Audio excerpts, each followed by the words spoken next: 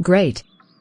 Here is the 9th 3 minutes narrative segment of the Eternal Griot, Tales of the Seven-Eyed Calabash. Part 9, The River That Dreamed of Fiery. Chapter 1, When Rivers Remember. Read in the village of Obumbara, nestled where 3 rivers once met, only one remained. The others had vanished, not dried, not diverted but forgotten. The last river, Esh, flowed in circles, trapped in its own sorrow. Its waters whispered stories of flames that danced beneath its surface, of a time when water and fire were kin. But no one believed rivers could dream. Until the Griot came. Omire, he who was once Kambeni, heard the river's song in his bones. The calabash throbbed with heat, though no fire burned. Esh dreamed. And in its dreams, it called out, "Help me remember the fire I once held." Chapter 2, The Maiden of Ashby. The river's bend stood a girl made of ash. Her name was Tari. She spoke only in steam and wept dry tears. Long ago, she had leapt into the river during the burning of her village, and the fire had followed her in. The river never forgot her. Tari was the keeper of a secret flame, the only ember that could teach water how to burn without destroying. She told Omire, the river dreams because it's trapped between two truths. It wants to quench the world, but it longs to shine. To heal Esh, they must journey into its dreams, into the heart of a river that burned. Chapter 3, The River's Dream World. With Tari as guide and a calabash as key, Omire stepped into the river's sleeping current.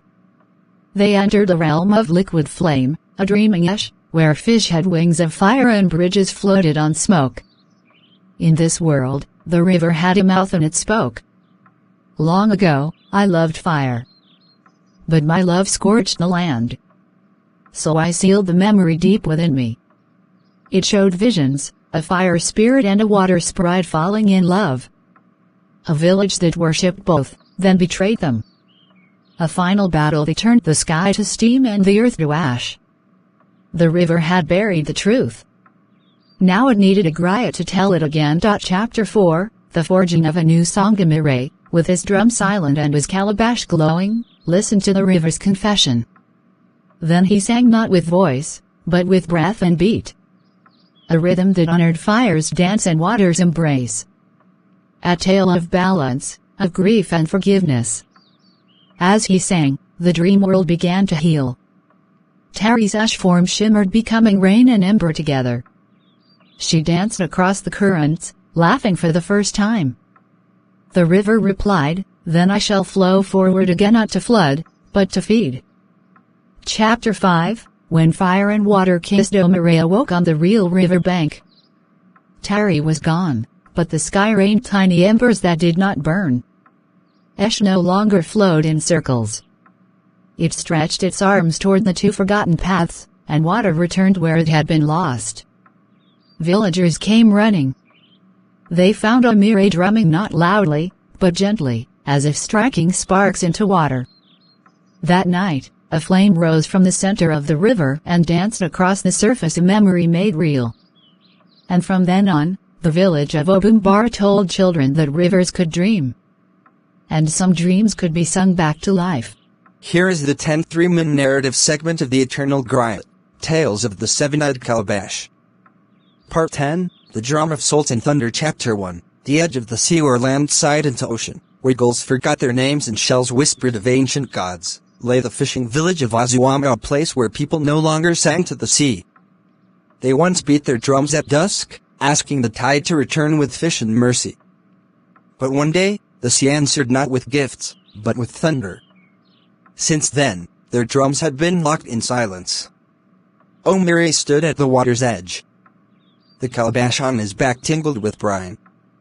A voice echoed from the waves, "Greater than return what was stolen, or the salt will take your blood." Chapter 2, The Drum That Drowned. The village elder, Nira, told the tale.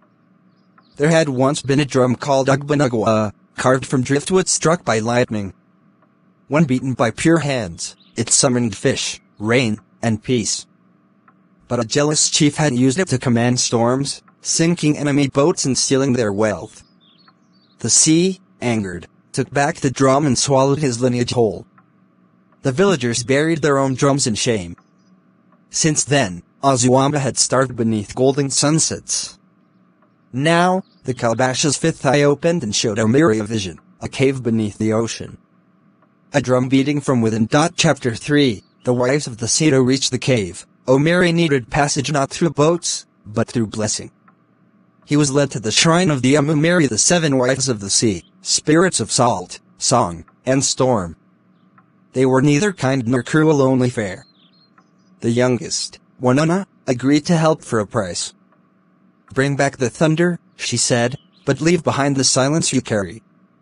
Omiri agreed. Nadi tied 7 cowries into his hair, and they descended beneath the waves, the calabash glowing like moonlight caught in a bottle. Chapter 4, the drums ran deep in the sea cave. They found Ugbanugwa, the thunder drum, resting on a pedestal of coral, surrounded by skeletons of sailors and kings. When Omiri touched it, it struck on its own. Boom! The water shook. Storm clouds formed above the sea. On the surface, waves rose like fists. The drums spoke, "I was made for harmony. But they played me for war. Why should I sing again?" Omiri placed the calabash beside it. "I do not ask you to sing. I ask you to remember." He played not the thunder, but the heartbeat of a fisherman's daughter waiting for her father to return. The drum wept. Then, it roared. Chapter 5, the return of the song. Omiri emerged from the sea, soaked and reborn. The storm broke. Fish leapt from waves into nets. Drums buried in shame began to hum from beneath the earth. Children clapped without knowing why. The villagers gathered. Omiri lifted the thunder drum and beat once. Boom! And the waves bowed. Boom! And the sky cleared. Boom! And every silent drum in Ozuama sang again. Chapter 6, the salt given Numa. That night, Wanuna appeared once more, rising from the sea foam, her voice like wind through coral. "You have given the sea its rhythm back," she said. "But what of yours?" Omiri smiled. "My rhythm is every voice that sings again." She touched his chest and whispered, "Greater than then you shall be known as Akirinzu, the one who washes silence with storm." And the sea, in gratitude, gave him a final gift, a single tear of salt that never dries.